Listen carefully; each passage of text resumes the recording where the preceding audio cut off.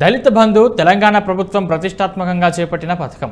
దళిత అభ్యున్నతి కోసం సీఎం కేసీఆర్ అమ్ముల పొది నుంచి తీసిన ఈ పథకం దళితుల్లో నూతనోత్సాహాన్ని నింపింది. కుటుంబానికి 10 లక్షల రూపాయలు అందుతుండటంతో తమ దశ తిరుగుతుందని అంతా భావించారు.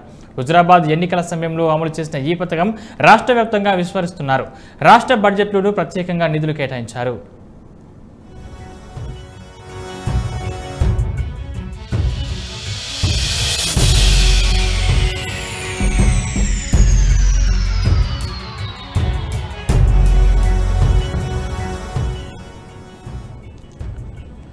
పేద దళితులు అందుకోవాల్సిన ఈ పథకం సమాజంలో అత్యున్నత స్థాయిలో ఉన్న వ్యక్తి అందుకోవటం ఇప్పుడు చర్చనీయాంశంగా మారింది.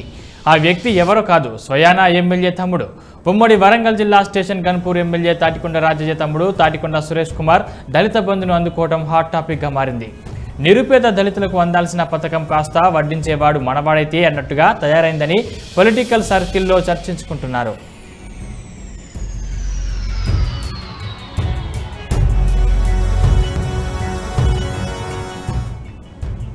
ఈ ఒక్క ఉదాహరణ ఇప్పుడు రాష్ట్రంలో జరిగిన దళిత బంధు నిధుల పంపిణీపై అనేక అనుమానాలు రేకెత్తిస్తోంది. ఇప్పటి వరకు పంపిణీ చేసిన దళిత బంధులో ఇలాంటి అక్రమాలు ఎన్ని జరిగి ఉంటాయన్న పాయింట్ను పలువురు లేవనెత్తుతున్నారు.